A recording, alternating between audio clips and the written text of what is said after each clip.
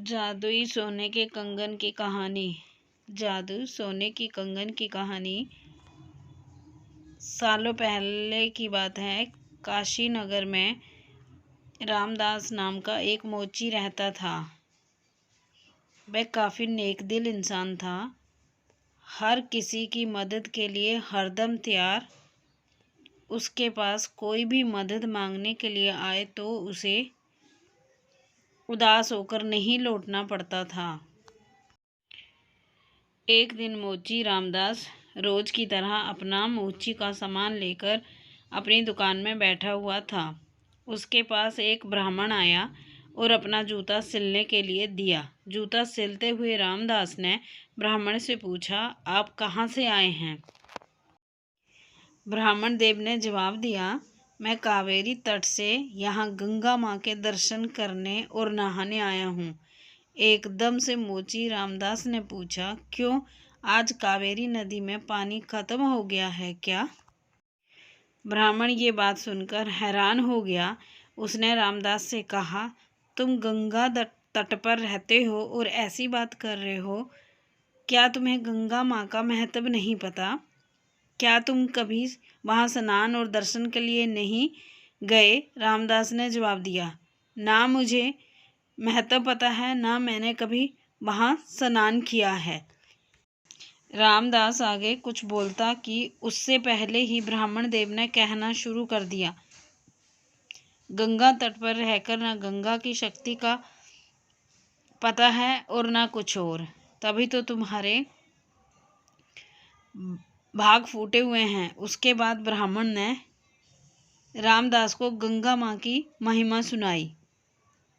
ब्राह्मण की बातें सुनने के बाद रामदास ने कहा, अपना मन साफ हो तो हर तट का।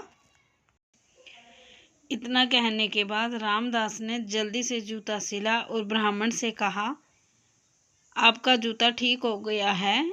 आप गंगा किनारे जाते हुए क्या आप मुझ पर एक एहसान करेंगे? ब्राह्मण देव ने कहा, जरूर, बताओ क्या करना है। रामदास ने अपनी जेब से एक साबुत सुपारी का टुकड़ा निकाला और कहा, आप जब।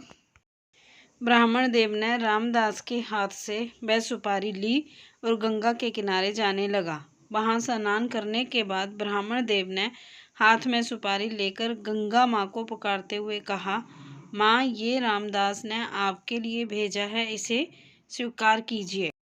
इतना कहकर ब्राह्मण देव ने उस साबुत सुपारी को गंगा में बहा दिया। थोड़े ही देर में गंगा में एक हाथ बहते हुए आया और ब्राह्मण के पास रुक गया और उस हाथ में एक सोने का एक कंगन था। उसी समय एक आवाज़ आई, मेरी तरफ से ये कंगन रामदास को दे देना। गंगा माँ की तरफ से रामदास के लिए सोने का कंगन आता देख ब्राह्मण हैरान हो गया। दंग ब्राह्मण ने कंगन को हाथ में उठा लिया। कंगन हाथ में लेते ही ब्राह्मण के मन में लालच आ गया।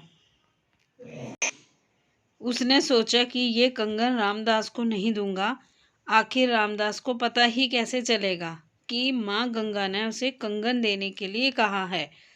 इस सोच के साथ ब्राह्मण आगे बढ़ने लगा। कुछ दूर जाते ही उसके मन में हुआ कि अगर मैंने ये कंगन बेचा तो पूछताछ होगी और मुझ पर चोरी का इल्ज़ाम लग सकता है।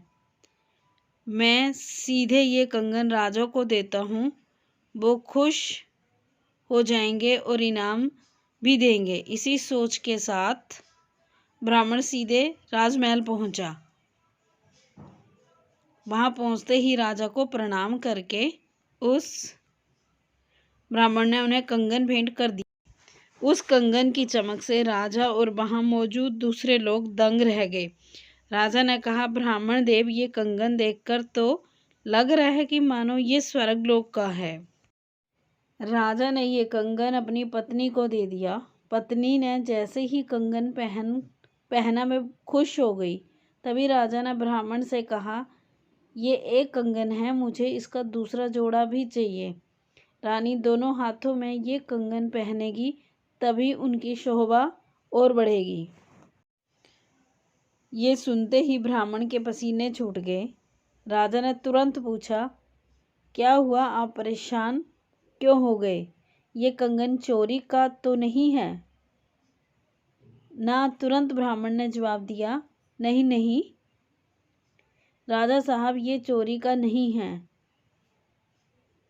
तब राजा बोले, ठीक है, आप आज शाम तक दूसरा कंगन लाकर मुझे दे दो, तभी मैं मानूंगा कि ये चोरी का नहीं है। जी राजा साहब, कहते हुए घबराया हुआ ब्राह्मण राजा के दरबार से निकल गया।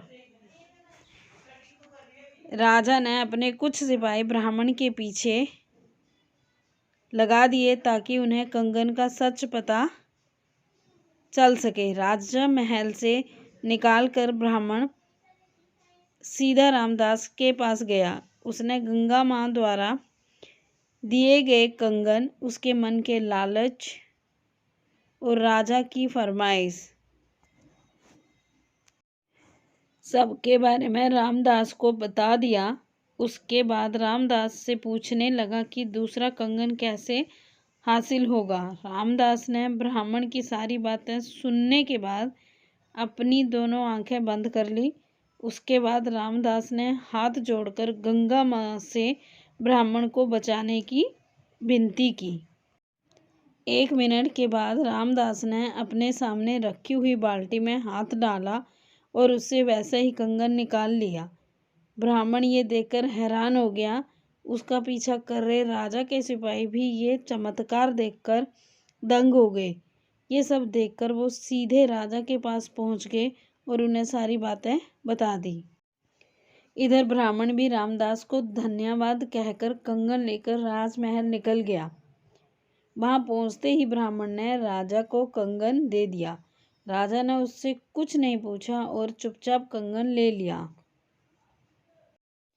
कंगन लेने के बाद राजा खुद अपने सिपाहियों के साथ रामदास की दुकान पर गए और रामदास को गंगा माँ की भक्ति के लिए इनाम दिया। कहानी से सीख, इंसान सिर्फ दिखावा करके कुछ हासिल नहीं कर सकता। भक्ति, मान सम्मान सब दिल से